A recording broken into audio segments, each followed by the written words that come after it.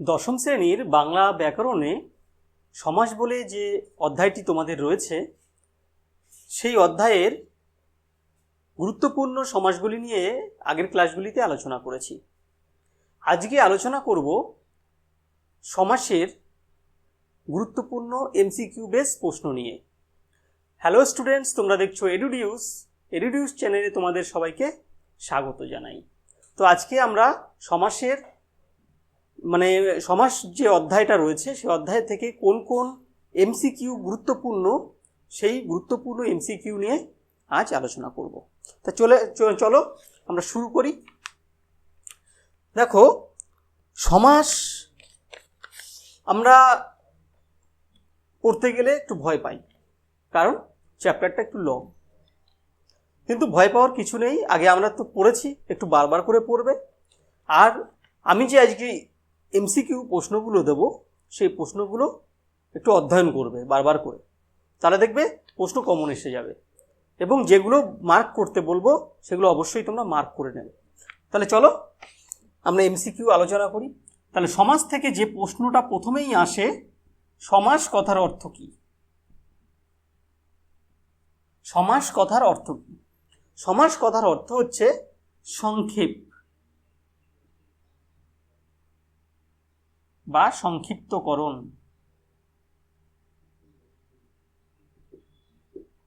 সংক্ষেপ বা সংক্ষিপ্তকরণ গুরুত্বপূর্ণ প্রশ্ন সমাস থেকে। সমাস কথার অর্থ হলো সংক্ষেপ বা সংক্ষিপ্তকরণ। তোমরা আগেই জেনেছো যে সমাস করতে গেলে কি হয়, একটা ব্যাসবাক্য থাকে, ব্যাসবাক্য থেকে সমাসটা আসে।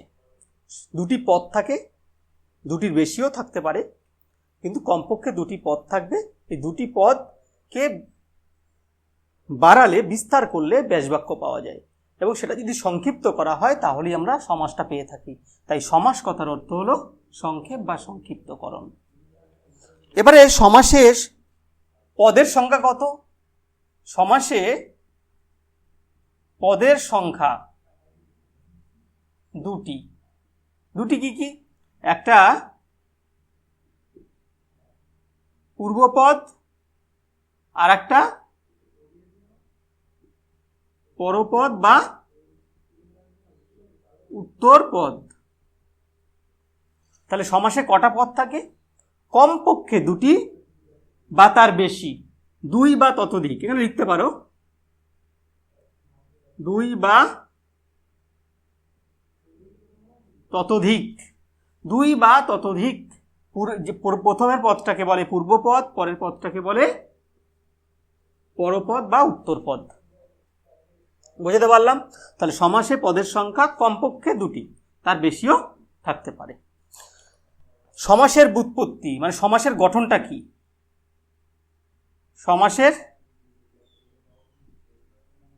ব্যুৎপত্তি সম উপসর্গের অস ধাতু যুক্ত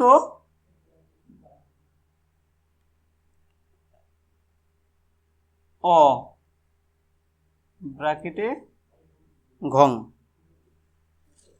সম উপসর্গ, এটা উপসর্গ একটা, এটা ধাতু, এটা অ প্রত্যয়, এটা ঘং প্রত্যয়, এটাকে বাংলায় বলে অ। তাহলে এই সমাসকে ভাঙলে হয় সম উপসর্গের অস ধাতুযুক্ত অ। এবারে গেল সমাসের ব্যুৎপত্তি গেল। সমাসটা কি? সমাস হচ্ছে পরস্পর অর্থ সম্বন্ধ যুক্ত দুই বা ততোধিক পদের মিলন। তাহলে পরস্পর অর্থ সম্বন্ধযুক্ত দুই বা ততোধিক পদের মিলন, এবার অপশান থাকতে পারে, সেটা হচ্ছে সমাস। তাহলে পরস্পর অর্থ সম্বন্ধযুক্ত দুই বা ততোধিক পদের মিলনকে কি বলে? সমাস। তাহলে সমাস থেকে এই কটা প্রশ্ন, সমাস সম্পর্কিত যে প্রশ্নগুলো, সেগুলো এখান থেকে ইম্পর্টেন্ট প্রশ্ন, এগুলো সব এমসিকিউ। এবার 1 নম্বরে যে কোশ্চেন মার্ক যুক্ত প্রশ্নগুলো থাকে সেগুলো তো আগের ক্লাসে আলোচনা করেছি, প্রত্যেকটা ক্লাসেই আলোচনা করেছি, প্রত্যেকটা পর্বে আলোচনা করেছি। সেগুলো দেখে নেবে, কোন সময় কোনটা বলেছি, কোনটা ইম্পর্টেন্ট, কোনটা থেকে বেশি প্রশ্ন হয়, সেগুলো বলেছি। আজকে আবার কিছু কিছু বিষয় তুলে ধরবো, সেগুলো রিপিটও হতে পারে, একটু ভালো করে খেয়াল করো। এবার হচ্ছে সমাসের একটা ব্যাসবাক্য থাকবে, ব্যাসবাক্য বা একটা সমাস। ধরো একটা সমাস, ধরো রামকৃষ্ণ, আমি বললাম রামকৃষ্ণ, এটা একটা সমাস। এই প্রথম পদটাকে পূর্বপদ, পরের পদটাকে উত্তরপদ বলা হয়। তাহলে এটা পূর্বপদ, এটা উত্তরপদ। তাহলে সমাসবদ্ধ পদের প্রথম পদটিকে বলে পূর্বপদ, পরের পদটাকে বলে উত্তরপদ। এখান থেকেও প্রশ্ন হয় যে সমাসবদ্ধ পদের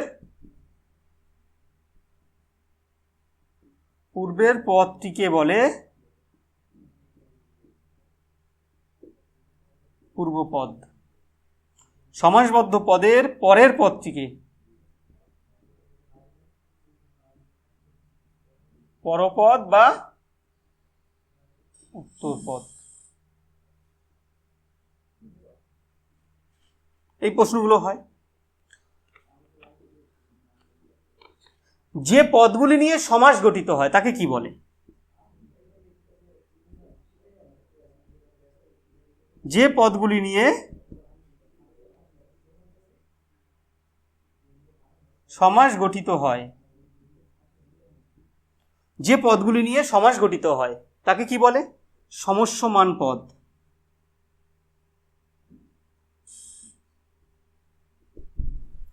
যে পদগুলি নিয়ে সমাস গঠিত হয় তাকে কি বলে? সমস্যমান পদ। যে পদগুলি নিয়ে সমাস গঠিত হয় তাকে বলে সমস্যমান পদ।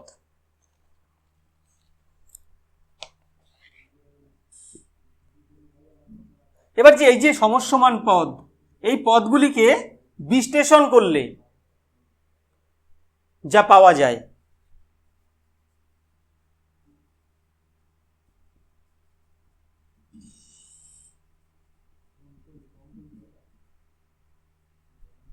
বিশ্লেষণ বা ব্যাখ্যা করলে পাওয়া যায়, কি পাওয়া যায়? ব্যাসবাক্য পাওয়া যায়। কি পাওয়া যায়? ব্যাসবাক্য। ব্যাসবাক্যের অপর নাম হচ্ছে বিগ্রহ বাক্য। তাহলে সমাসবদ্ধ পদগুলিকে বিশ্লেষণ বা ব্যাখ্যা করলে পাওয়া যায় কি? ব্যাসবাক্য বা বিগ্রহ বাক্য। এই একটা প্রশ্ন দিলাম, ভালো করে খাতায় নোট করে নাও। এর পরবর্তী প্রশ্ন আবার আসছি, ভালো করে নোট করে নিও। পরের প্রশ্নে চলে যাচ্ছি, ইম্পর্টেন্ট প্রশ্ন, এমসিকিউ বেস। ব্যাসবাক্য কথার অর্থ কি? ব্যাসবাক্য কথার অর্থ কি? ব্যাসবাক্য কথার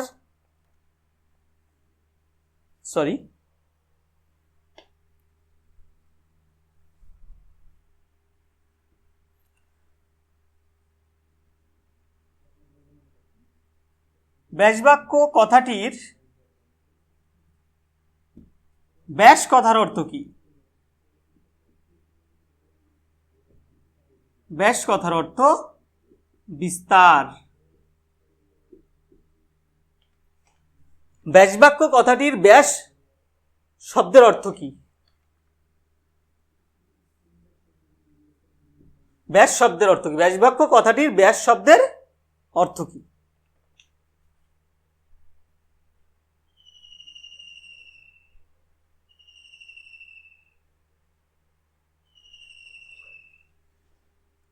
দশ। সমাস কয় প্রকার? সমাস 9 প্রকার। সমাস কয় প্রকার? 9 প্রকার। এটাও আসতে পারে। আমরা সমাসের মধ্যে পড়েছি দ্বন্দ্ব, দ্বন্দ্ব সমাস, দ্বন্দ্ব সমাস।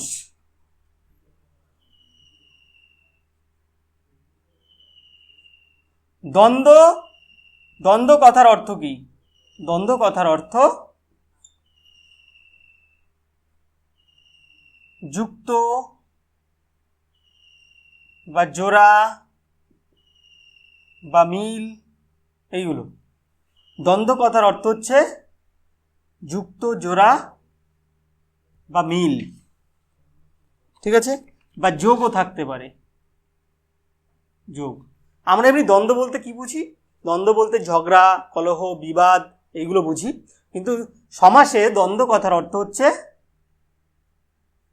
সমাসে দ্বন্দ্ব কথার অর্থ হচ্ছে যুক্ত করা বা জোড়া বা মিল বা যোগ করা। দুটি পদ থাকে, বিশেষ্য পদ, যে পদ দুটিকে যুক্ত করতে হয়। যেমন পিতা ও মাতা সমান সমান পিতা মাতা, তাহলে দুটোকে যুক্ত করে দিলাম। তাই দ্বন্দ্ব কথার অর্থ হচ্ছে যুক্ত বা জোড়া বা মিল বা যোগ। পরে আসছি, উভয় পদের অর্থ প্রাধান্য পায় কোন সমাসে?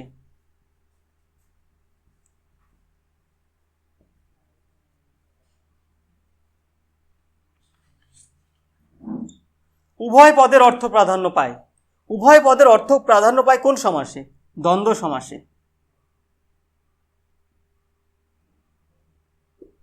উভয় পদের অর্থ প্রাধান্য পায় দ্বন্দ্ব সমাসে। আর কোথায়?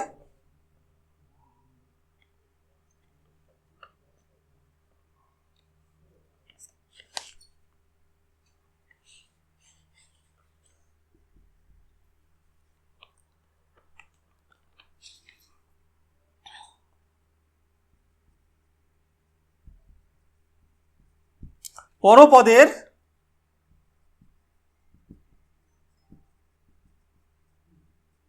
অর্থ প্রাধান্য পায়, যে প্রশ্নগুলি ইম্পর্টেন্ট সেগুলোই আলোচনা করছি। এছাড়াও বহু প্রশ্ন আছে এই চ্যাপ্টারের ভিতরে, কিন্তু ইম্পর্টেন্ট প্রশ্নগুলো আলোচনা করছি। এগুলি সব খুবই গুরুত্বপূর্ণ প্রশ্ন। পরপদের অর্থ প্রাধান্য পায় দ্বিগু সমাসে, আর হচ্ছে কর্মধারয় সমাসে। দ্বিগু, পরপদের অর্থ প্রাধান্য পায় দ্বিগু সমাসে বা কর্মধারয় সমাসে। এই দুটো সমাসে কিন্তু পরপদের অর্থ প্রাধান্য পায়। আরো সমাস আছে, কিন্তু মেনলি এইগুলো। প্রতি বছর যে প্রশ্নগুলো আসে, ক্লাস টেস্ট বলো, স্কুল যে মাধ্যমিকের আগে যে টেস্ট হয় সেই টেস্টে বলো বা মাধ্যমিক বলো, এই প্রশ্নগুলো কিন্তু খুবই গুরুত্বপূর্ণ, এগুলো আসে। এছাড়া আরও বহু প্রশ্ন আছে চ্যাপ্টারের ভেতরে, কিন্তু এগুলো খুবই গুরুত্বপূর্ণ, খুব খুব মানে ইম্পর্টেন্ট প্রশ্ন। ভালো করে নোট করে নিও। দ্বিগু কথার অর্থ পরীক্ষায় আসে কিন্তু। দ্বিগু কথার অর্থ কি? দ্বিগু কথার অর্থ দুটি গরু দিয়ে যা কেনা হয়েছে। দ্বিগু কথার অর্থ দুটি গরু দিয়ে যা কেনা হয়েছে। দ্বিগু, দ্বি মানে দুটি, গু মানে গরু। দুটি গরু দিয়ে, আগেকার দিনে গরু ছিল মূল্যবান সম্পদ, গরু দিয়ে কেনা বেচা হতো, সে তখন থেকে এই দ্বিগুর ধারণা।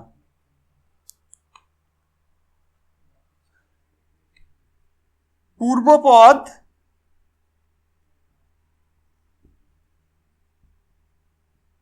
সংখ্যাবাচক বিশেষণ হয়। পূর্বপদ সংখ্যাবাচক বিশেষণ হয় কোন সমাসে? এক দ্বিগু সমাসে, আর একটা হয় সংখ্যাবাচক বহুব্রীহি সমাসে।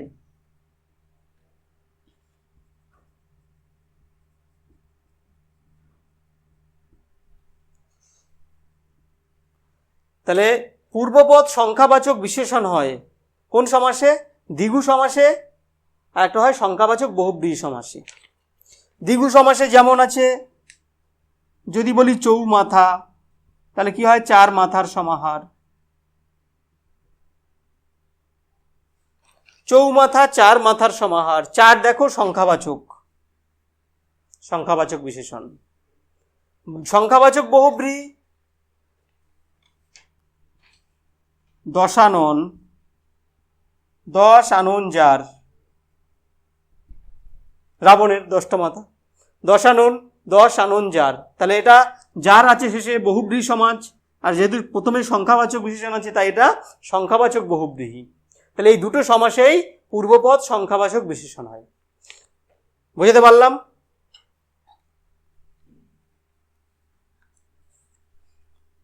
মুছে দিচ্ছি, পরে আবার এই প্রশ্নগুলো।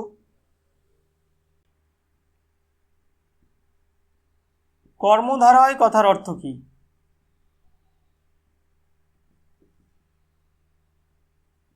বিভাজন নির্ধারক। কর্মধারয় কথার অর্থ হচ্ছে বিভাজন নির্ধারক। কর্মধারয়কে সমাস করলে কি হয়? কর্মধারয়কে যদি সমাস করা হয়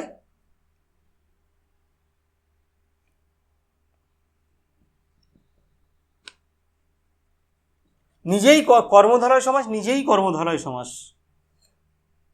তাহলে কর্মধারয় কথাটা নিজেই কিন্তু একটা কর্মধারয় সমাস। যেমন যে করে সেই ধরে, যে করে সেই ধরে, নিজেই একটা কর্মধারয় সমাস। তাহলে ব্যাসবাক্য হচ্ছে যে করে সেই ধরে, বা কর্মকে ধারণ করেন যিনি, কর্মকে ধারণ করেন যিনি।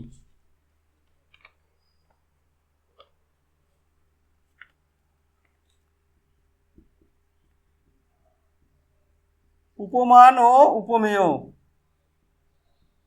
মধ্যে তুলনা করা হয় কোন সমাসে? উপমান থাকবে, উপমেয় থাকবে, তার মধ্যে তুলনা করা হবে কোন সমাসে? উপমান কর্মধারয় সমাসে।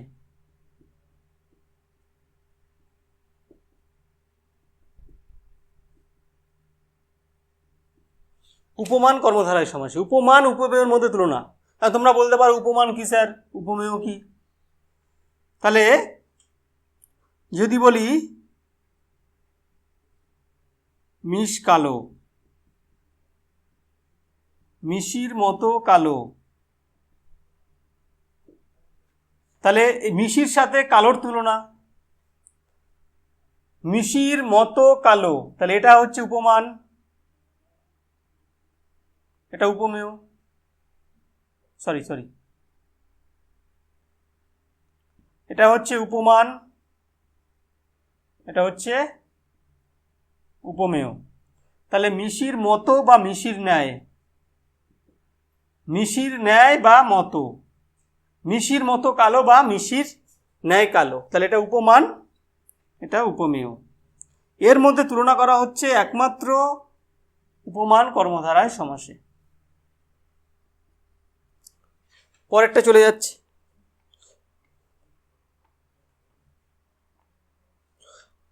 পূর্বপদ ও পরপদের মধ্যে, পূর্বপদ ও পরপদের মধ্যে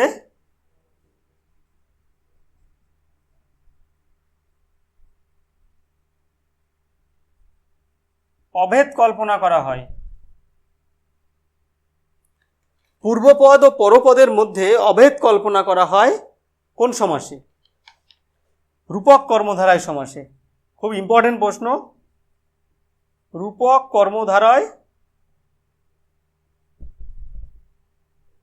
সমাসে পূর্বপদ ও পরপদের মধ্যে অভেদ কল্পনা করা হয় কোন সমাসে? রূপক কর্মধারয় সমাসে। যেমন একটা এক্সাম্পল দিয়ে বোঝাতেই পারি, মন মাঝি, তাহলে মনের সাথে মাঝির তুলনা, মনের সাথে মাঝির তুলনা, কিন্তু মন যেরকম মাঝিও সেরকম। তাহলে এই দুজনের মধ্যে কিন্তু অভেদ কল্পনা, কেউ কারোর থেকে ছোট বড় নয়। মন রূপ মাঝি, মন রূপ মাঝি, তাকে বলে মন মাঝি। মন মাঝি, মন রূপ মাঝি সমান সমান মন মাঝি। তাহলে মন আর মাঝি কেউ কারোর থেকে ছোট বড় নয়, ক্ষুদ্র বৃহৎ নয়, মন যেরকম মাঝিও সেরকম। তাহলে অভেদ কল্পনা করা হচ্ছে, কেউ কারোর থেকে বড় ছোট নয়। তাহলে মন রূপ মাঝি, মন মাঝি, এটা রূপক কর্মধারয় সমাসে। পরীক্ষায় খুব প্রশ্ন আসে, খুব ইম্পর্টেন্ট প্রশ্ন, কোন সমাসে দুটি পদের মধ্যে অভেদ কল্পনা করা হয়। পরের প্রশ্ন, কোন সমাসে কারকের বিভক্তি আসে? কোন সমাসে কারকের বিভক্তি আসে? তাহলে কারকের বিভক্তি আসে যে সমাসে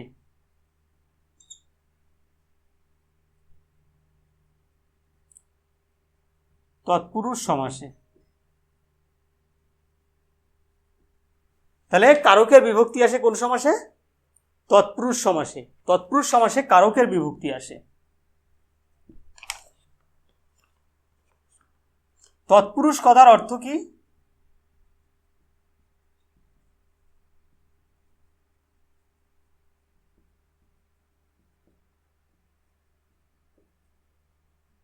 তার পুরুষ বা পরম পুরুষ। তৎপুরুষ কথার অর্থ কি? তার পুরুষ, তার পুরুষ বা পরম পুরুষ।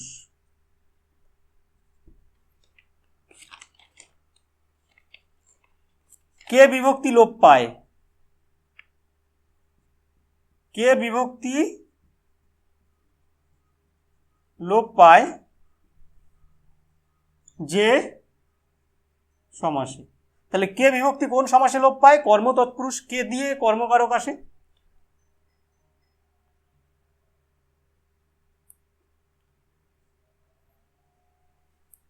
কে বা মানে কি বা কাকে, তাহলে সেই কাকে, সেই কে বিভক্তি লোপ পায় যে সমাসে তাকে কর্ম তৎপুরুষ সমাস বলে। তাহলে কে বিভক্তি লোপ পায় কর্ম তৎপুরুষ সমাসে। র অবলিক এর বিভক্তি লোপ পায় র অবলিক এর কোন সমাস, কোন কারকের, কারকের কোন ভাগের মধ্যে এই র এবং এর বিভক্তিটা আসছিল? সম্বন্ধ পদের ভিতরে। সম্বন্ধ পদের বিভক্তি হচ্ছে র অবলিক এর। তাহলে এখানে সমাসের ক্ষেত্রে যদি র অবলিক এর বিভক্তি লোপ পায় তাহলে সম্বন্ধ তৎপুরুষ সমাস হয়।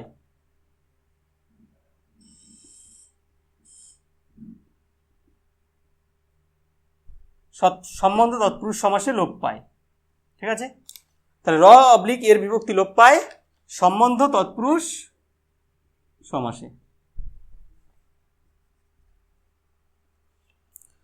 পূর্বপদ না বাচক হয়।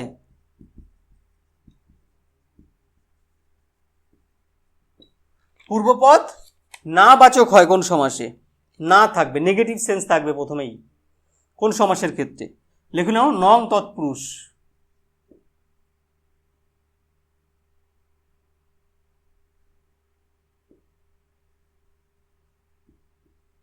নং তৎপুরুষ বা না তৎপুরুষ। এক্সাম্পল দিই, যেমন অচেনা,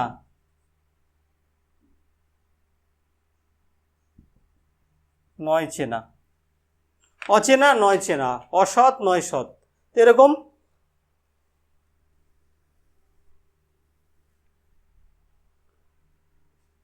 সমাস হচ্ছে নং তৎপুরুষ সমাস, নেগেটিভ সেন্স থাকে প্রথমে। বহুব্রীহি কথার অর্থ কি?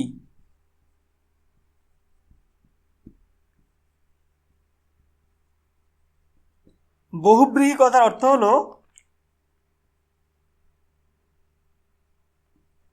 বহুধান বা বহুধান্য সম্পন্ন ব্যক্তি, তাকে বলে বহুব্রীহি। বহুব্রীহিকে যদি সমাস করি, বহুব্রীহি যার, এটাকে যদি সমাস করি,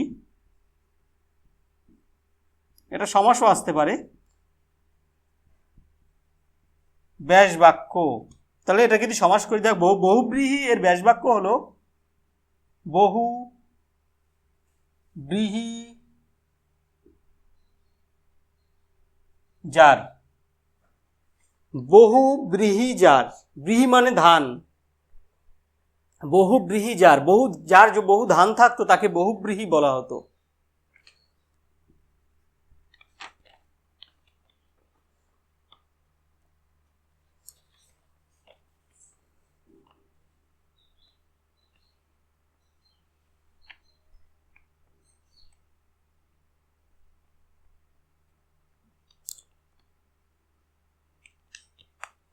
যে সমাসে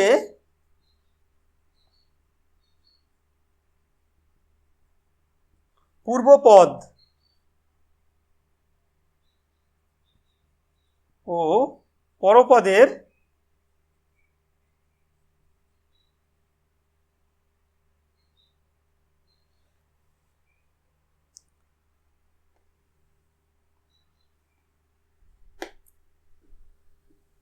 মুছে দিচ্ছি,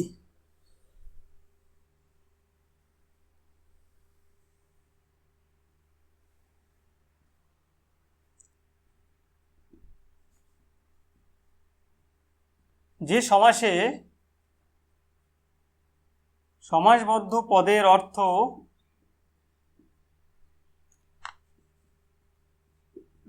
পূর্বপদ ও পরপদ কোনোটিকে না বুঝিয়ে অন্য কোনো অর্থ প্রকাশ করে, অন্য কিছুকে বোঝায়। তাহলে যে সমাসে সমাসবদ্ধ পদের অর্থ পূর্বপদ ও পরপদ কোনোটিকে না বুঝিয়ে অন্য কিছুকে বোঝায় বা অন্য কোনো কাউকে নির্দেশ করে, অন্য কাউকে কি বলা যায়, অন্য কিছুর অর্থ প্রকাশ করে, তখন তাকে কি সমাস বলা হবে? তখন সেটা হচ্ছে বহুব্রীহি সমাস। ভালো করে বোঝার আছে যে বিষয়টা কি। পূর্বপদ পরপদ, আমরা একটা সমাস পড়লে কি হয়, হয় পূর্বপদের অর্থ প্রাধান্য পায়, নয় পরপদের অর্থ প্রাধান্য পায়। কিন্তু বহুব্রীহি সমাসে কিন্তু পূর্বপদেরও অর্থ প্রাধান্য পায় না, পরপদেরও অর্থ প্রাধান্য পায় না। যেমন যদি বলি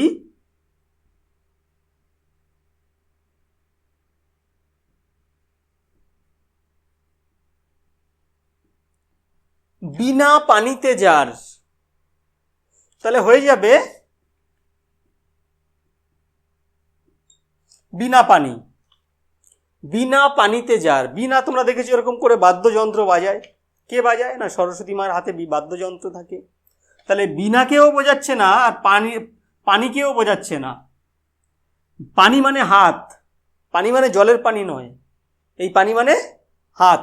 বিনা হাতে যার, বিনা পানিতে যার মানে বিনা হাতে যার, তাহলে বিনা পানিতে যার, বিনা পানি, তাহলে দেবী সরস্বতী, বিনা পানি হচ্ছে সরস্বতী, দেবী সরস্বতীকে বোঝাচ্ছে। তাহলে বিনা পানিতে যার, বিনাকেও বোঝাচ্ছে না, পানিকেও বোঝাচ্ছে না, হাতকেও বোঝাচ্ছে না, আর কি বিনা পানি সরস্বতীকে বোঝাচ্ছে। তাহলে এই পূর্বপদের অর্থ প্রাধান্য পাচ্ছে না, পরপদের অর্থ প্রাধান্য পাচ্ছে না, পাচ্ছে কি অন্য কারোর অর্থ। সেই জন্য বলেছে যে সমাসে সমাসবদ্ধ পদের অর্থ পূর্বপদ ও পরপদ কোনোটিকে না বুঝিয়ে অন্য কিছুকে বোঝায়। কাকে বোঝাচ্ছে অন্য কিছু? সরস্বতীকে। তাহলে এটা হচ্ছে খুব ইম্পর্টেন্ট একটা প্রশ্ন, পরীক্ষার হলে হঠাৎ করে এলে বুঝতে পারবে না। 28 নম্বর প্রশ্ন,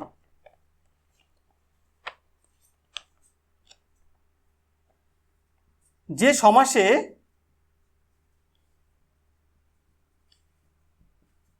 দুটি পদের মধ্যে এক জাতীয় ক্রিয়া বোঝায়,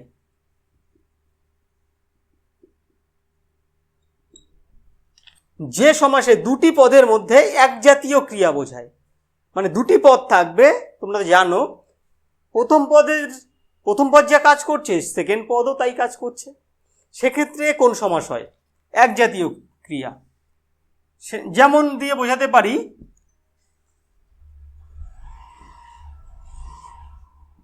লাঠিতে লাঠিতে যে যুদ্ধ,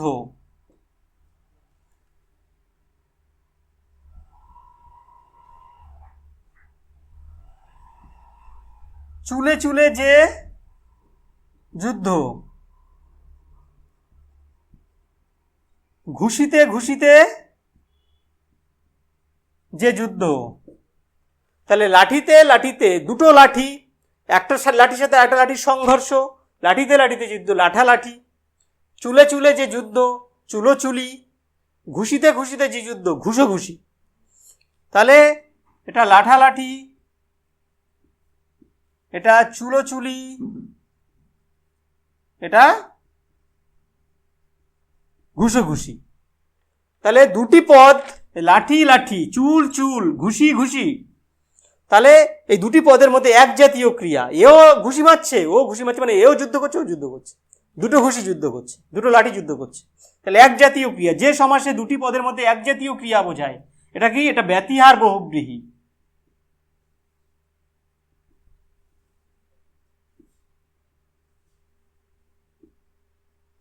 ব্যতিহার বহুব্রীহি সমাস।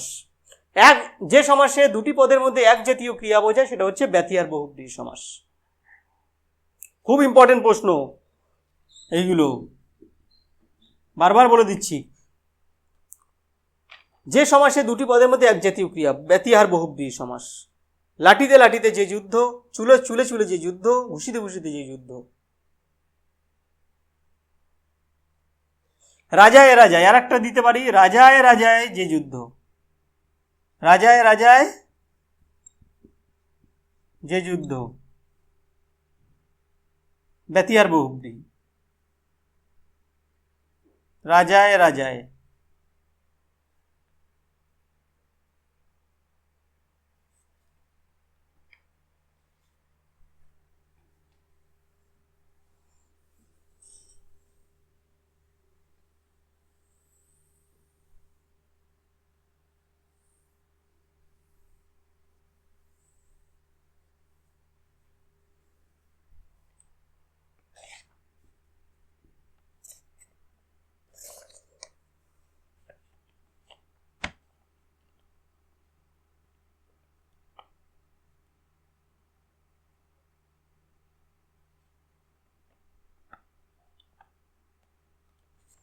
যে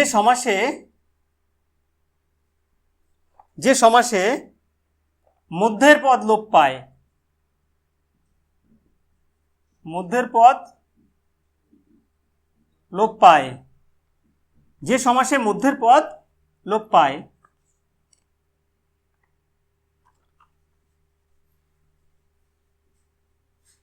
অলপ সমাস, অলপ সমাস বলি কেন, এটা মধ্যপদ লোপী, মধ্যপদ লোপী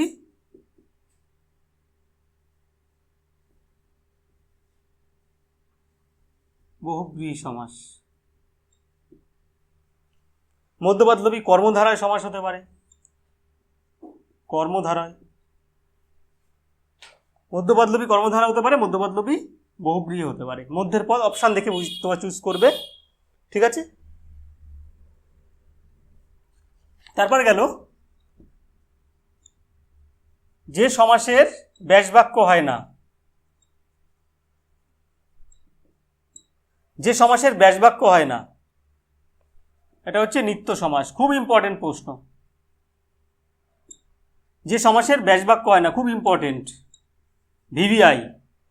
কোন সমাসের ব্যাসবাক্য হয় না? নিত্য সমাসের ব্যাসবাক্য হয় না, শুধু সমাসবদ্ধ পদটির অর্থ বিশ্লেষণ করা হয়। যে সমাসের ব্যাসবাক্য হয় না, আবার এটা ঘুরিয়ে থাকতে পারে, শুধু সমাসবদ্ধ পদের অর্থ বিশ্লেষণ করা হয় কোন সমাসে? শুধু সমাসবদ্ধ পদের অর্থ বিশ্লেষণ করা হয় কোন সমাসে? নিত্য সমাসে। কোন সমাস বাক্যকে আশ্রয় করে গঠিত হয়? বাক্যকে আশ্রয় করে গঠিত হয় বাক্যাশ্রয়ী সমাস।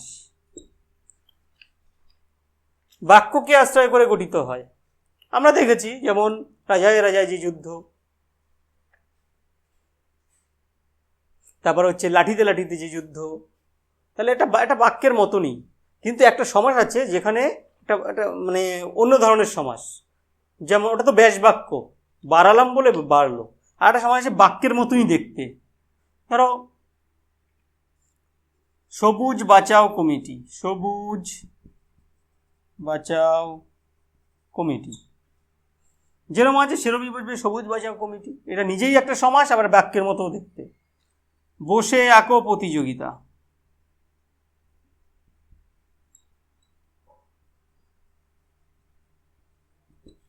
বসে আঁকো প্রতিযোগিতা, বসে আঁকো প্রতিযোগিতা, এইগুলো হচ্ছে বাক্যের মতো দেখতে এই সমাসগুলোকে, এই জন্য বলছে বাক্যাশ্রয়ী সমাস। তাহলে বাক্যকে আশ্রয় করে গঠিত হয় বাক্যাশ্রয়ী সমাস। এগুলো হলো সমাজ থেকে গুরুত্বপূর্ণ প্রশ্ন। এবারে কটা পার্থক্য আছে, যেমন সন্ধি আর সমাসের পার্থক্য কি, সেগুলো আসতে পারে, একটু লিখে নাও।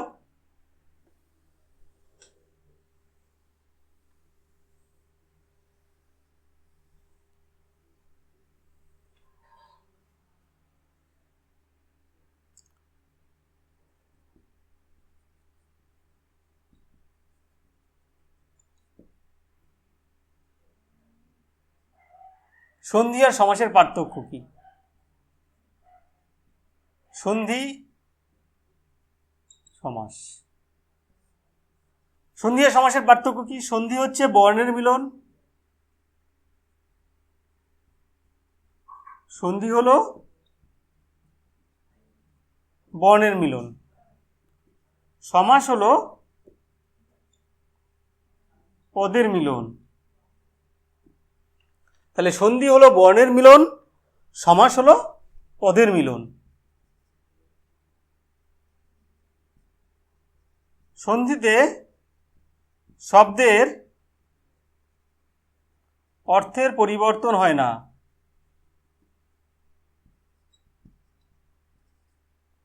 সন্ধিতে শব্দের অর্থের পরিবর্তন হয় না, আর সমাসে কিন্তু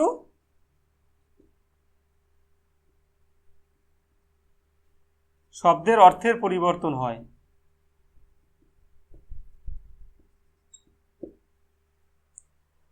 তাহলে সন্ধি হলো বর্ণের মিলন, সমাস হলো পদের মিলন। সন্ধিতে শব্দের অর্থের পরিবর্তন হয় না, সমাসে শব্দের অর্থের পরিবর্তন হয়। একটা সমাসের উদাহরণ দিয়ে দেবে, এখানে একটা সন্ধির উদাহরণ দিয়ে দেবে, যেমন তপযুক্ত বন, তপবন, তপযুক্ত বন সমান সমান তপবন। এখানে দিয়ে দেবে একটা যে কোনো একটা সমাস দিয়ে দেবে, কত সমাস করেছি একটা সমাসের উদাহরণ দিয়ে দেবে। উদাহরণ দিলে নাম্বারটা ক্যারি করে ভালো। এরকম 1 নম্বর থাকবে তো, বেশি দুটোর বেশি পার্থক্য দেবে না, সময় নষ্ট হবে।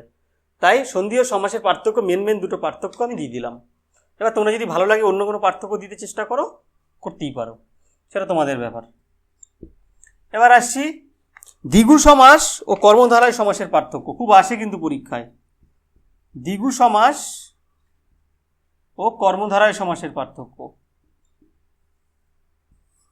এই পার্থক্যটা কি আছে?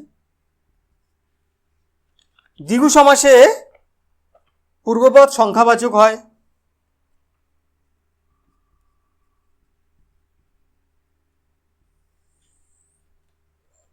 দ্বিগু সমাসে পূর্বপদ সংখ্যাবাচক বিশেষণ হয়, যেমন চৌমাথা।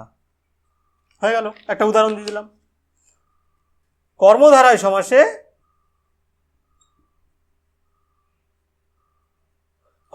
সমাসে পূর্বপদ সংখ্যাবাচক বিশেষণ হতে পারে, বিশেষ্য হতে পারে।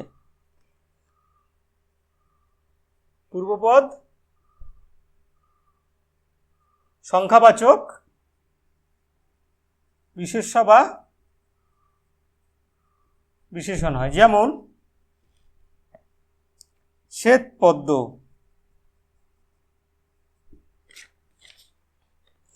এটাই সংখ্যাবাচক বিশেষণ দেখিয়েছি, এটা সংখ্যাবাচক বিশেষ্য দেখিয়েছি।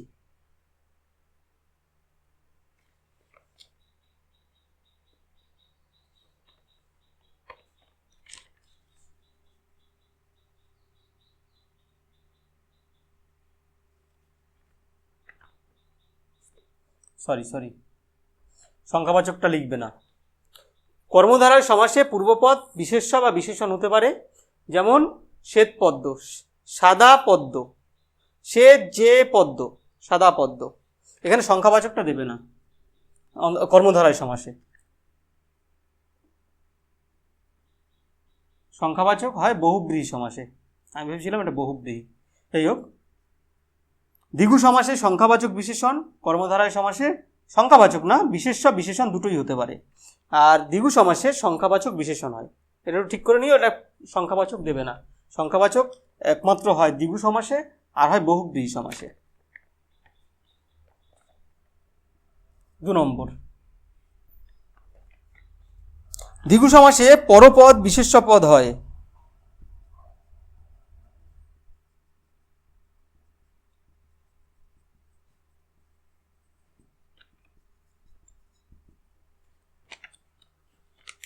আর কর্মধারয় সমাসে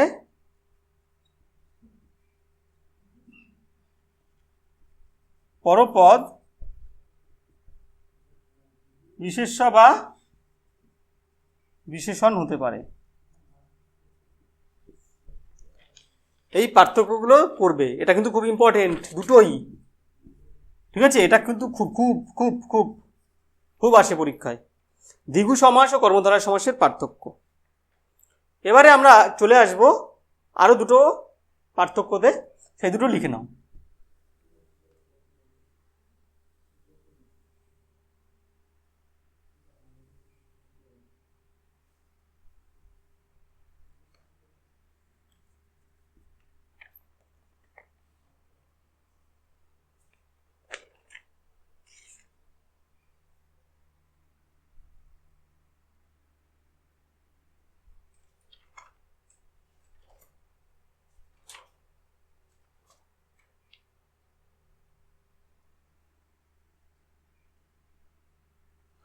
উপমান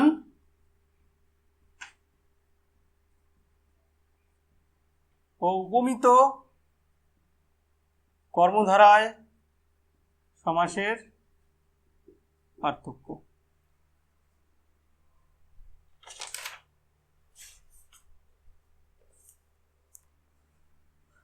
এটা ডাইরেক্ট লিখে নাও,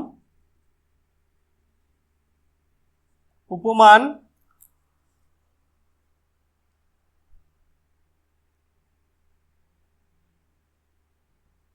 কর্মধারয় সমাসে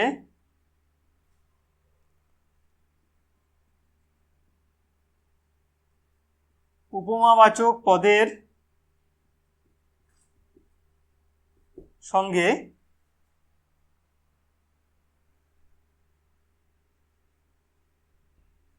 সাধারণ ধর্মের সমাস হয়।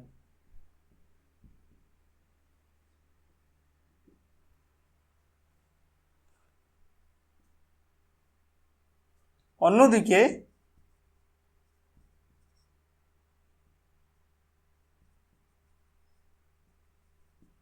উপমিত কর্মধারয় সমাসে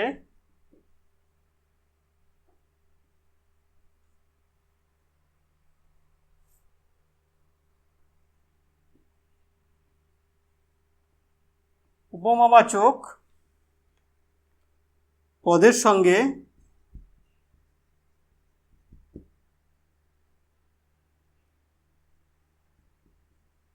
উপমেয় পদের সমাস হয়। এটা আসতে পারে পরীক্ষায়, মাঝে মধ্যে আসে, ঠিক আছে?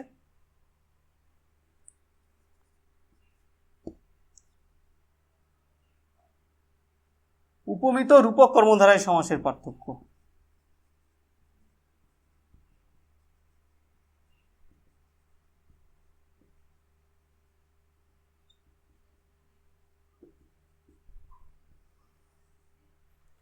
উপমিত রূপক কর্মধারয় সমাসের পার্থক্য।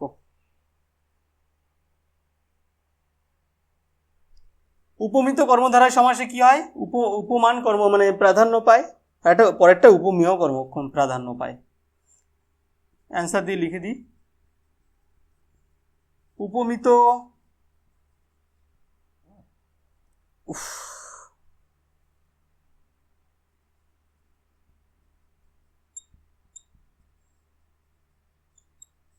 উপমিত কর্মধারয় সমাসে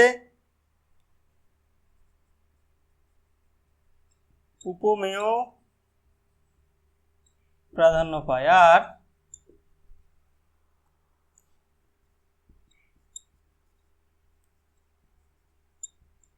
রূপক কর্মধারয় সমাসে উপমান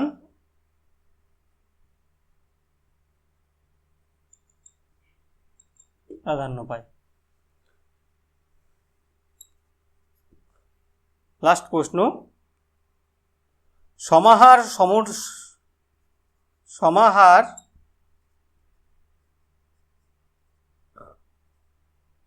ও সমষ্টি অর্থ প্রকাশিত হয়